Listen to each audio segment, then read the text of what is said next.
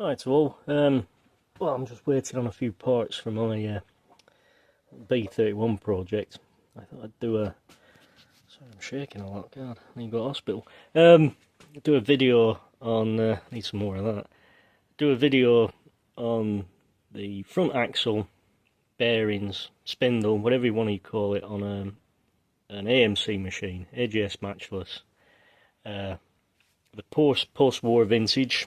I think they used this right from, I think it was even during the war when they started with the telehydraulics, I believe. This design of axle on the front hub and the rear, I think, to some point. But yeah, definitely the front. So they used the axle shaft as the inner race. So the tapered rollers ran on this race here that was machined into the axle, and obviously you've got an outer race which lived in this full width alloy hub. I believe it was still the same even for the half widths, but I've never worked on one of them, so I've even brought out some props for this video. So this is a 1959 parts book, and for anybody who hasn't had a look at one of these, they're beautifully illustrated. Yeah, they're absolutely fantastic bits. If you can get them, you can get them online downloaded, but it's nice to have. Well, I think anyway, the genuine thing. Got this off eBay as well, like everything else. But yeah, lovely thing. But yeah, if we look at the axle, so there's your part number. And yeah, if you had anywhere, you just replace the whole thing. So you got the whole axle, the cages, the rollers, and the outer races. Everything else you could buy separately, but that thing you had to buy complete. So the idea was, now the thing that's confused me over the years, well, since I've had the bike over the years, since a couple of years I've had it, these rollers and cages can't move. There's a lip here and obviously a shoulder here, so they're fixed on. And the idea is you come along with your adjusting nuts, goes in here, so everything goes in that way. This goes on, applies pressure to this race, which is adjustable. That one's fixed, this one's adjustable. I'll get to it in a minute. And you apply it, and you get a tiny bit of pressure just to preload these two bearings. And the book actually says, if we move to my next prop, which again is a 1959 instruction book, again they're lovely things to read, and the illustrations. Somewhere in here, if I can find it. It is rarely necessary to make adjustments to wheel bearings. It is most important they are not adjusted too tightly, as this will quickly ruin them.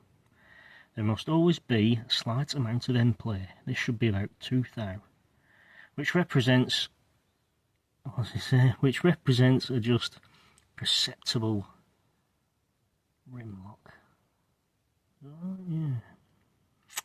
So, but the thing is, again, I'll get to my main point in a minute, but the thing is, these outer races are held so tightly in this hub, you can adjust away as much. This is why most of these are destroyed. You can adjust away as much as you want, but to actually get this to shift, to tighten it up without heating the hub is very difficult. To get the thing out isn't easy either. The 2 times I've done it, with my original and this entire unit, another eBay purchase, I've had to heat this considerably with a propane torch and then drift it out using a copper mallet, soft copper mallet. It's not in the book, again, if I just bear with me, caller. Let's have a look. To dismantle the wheel bearings. Yeah, it says at the top. This will focus. Now carefully apply pressure to the threaded end of the wheel spindle, which will eject from the opposite end of the hub. The washer, blah blah blah. What's it say? Carefully apply pressure. I had to heat this to pretty much the temperature of the sun and used a very heavy copper hammer, and it just about came out. And the other thing you've got to be careful of is when you are removing it, obviously this wants to come out that way, you can damage these very fine alloy threads, which has happened with this. I'm trying to rescue it with a bit of fine cutting compound. Anyway, back to the original reason I'm making this video. So, I always wondered if you could actually remove these rollers and cages. I asked a question on a few of the forums and everybody just said, oh, you need to replace the whole thing, blah blah blah blah blah. Yeah, I get that, but I just want to know how they made this originally. And it turns out you can remove them. It is a bit tricky and a bit faffy. What I did, I used some thin emery cloth and fed the emery cloth, held this vertical in the vise and then fed the emery cloth in behind it all the way around, which pushes the rollers out. Yeah, so gently fed that in all the way around while it was vertical. I manipulated these little rollers until they were, you know, completely expanded, and then it will slide over this lip. Now, if you put any screwdrivers or anything like that to try and pry it, all you'll do is wreck very easily ruined cages, which I've unfortunately done on one of them because I got carried away. This is junk anyway, so it doesn't really matter. But yeah, you can't pry them, you can't force it, but if you gently somehow push all these rollers to the fullest extent, it'll slide over. Simple as. And putting it on is easy, obviously, because they'll all sit on this bit and push over both sides. So, if you ever want to dismantle one, you can do it. Do not use force. Use a bit of card. I'm sure there's a better way of doing it, of pushing all these out. I can't think.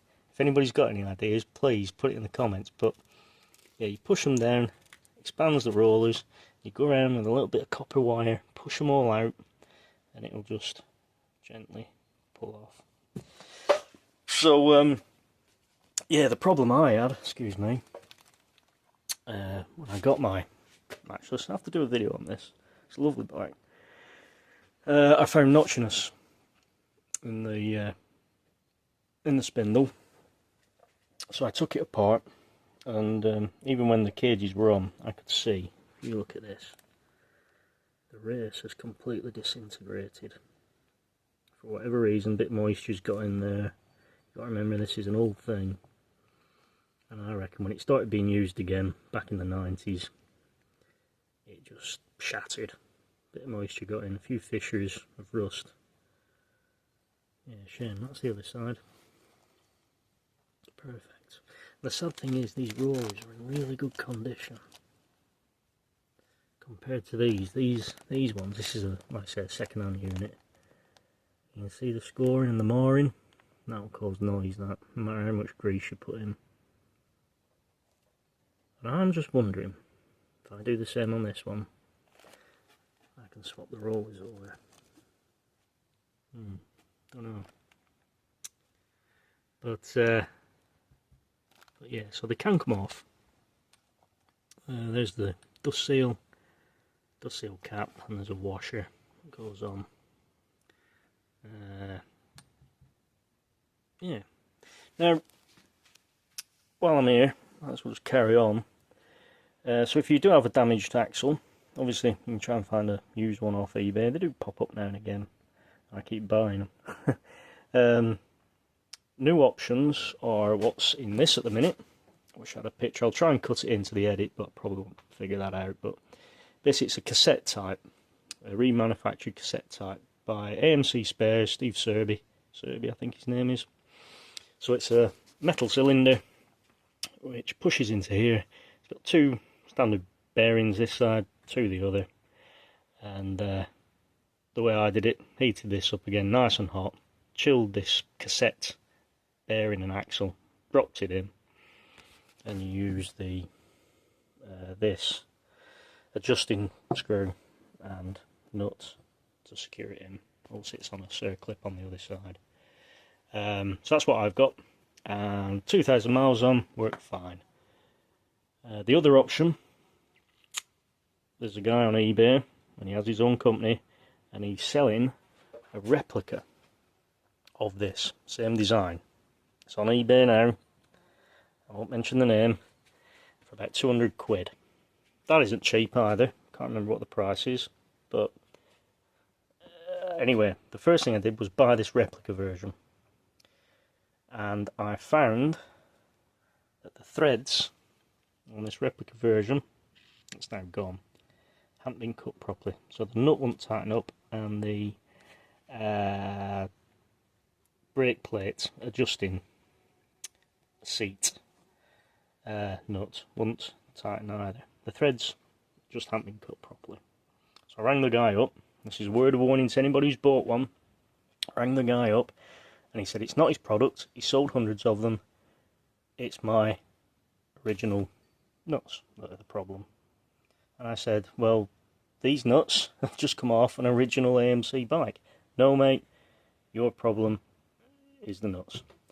Send it back, I'll give you your money back. Which he did, fair play. He repaid me, sent me back my money.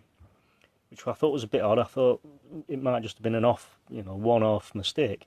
I thought he'll send me a replacement out, but he didn't. He just sent me my money back. So that's when I bought the AMC spares one, and that's been fine. So if you've bought one of those replica ones off eBay or his website, and it's sat on your shelf waiting for fitting one day, check these threads. Like I say on mine, they haven't been cut properly, and I had to send it back. And I've also spoke to a couple of other guys. There's a bloke who does a blog on AMC machines on the internet. He had the same problem. I reached out to him and he got the same response, that very grumpy response, saying it's not his product, it's the nuts that are at fault. So I'd be interested to know if anybody's bought one of these replica ones, if you've had success with it, whether I was just unlucky. I think the club might sell them as well from him. So, like I say, if you've bought one of the replica ones of this this type that's being made now, check the threads. You might have got alright. Like I say, it's a shame it didn't work, because I would have liked for it to have worked. But yeah, the guy who sells them was a bit on the grumpy side, and he was not a happy bunny. But there you go. So anyway, yeah, there are options if your spindle's knackered like mine.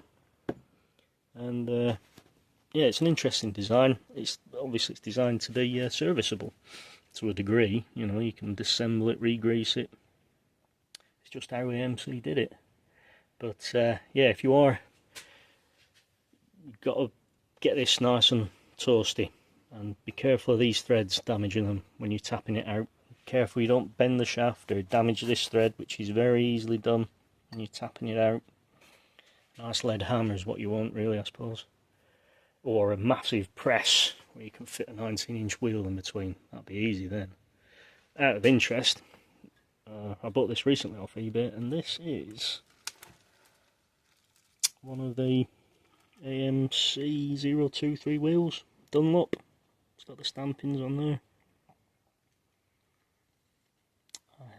I'm assuming the Dunlop supplied AMC rims had their own little stamp. Don't know. That could be saved actually. It's not in bad condition. The one on my bike, I believe, I don't know, I have receipts for the stainless spokes and some re-chroming. So whether he re-chromed the originals, I don't know, because I can't find any stamping on these rims at all. Whether they were sanded down or ground down, for the re-chroming, I don't know. I would have thought even though they've been re-chromed, you should still be able to see the stampings, the Dunlop Made in England stampings. But you can't, not on the rear either. So I'm guessing the replacement rims. And you have the hubs cleaned up quite nicely as well. Again, that was done by another owner back in the 90s. I believe he re-chromed the tank panels and a couple of other little bits. I'll have to do a video on the Matchless. It's a lovely bike. It's got a nice little bit of history to it. Very underrated. Very comfortable. Quick enough. The brakes are good. I love that thing. I'll do a video on it. But there you go, guys. Hope I haven't bored you to death with my props and AMC wheel spindles rambling. Thanks for watching, guys.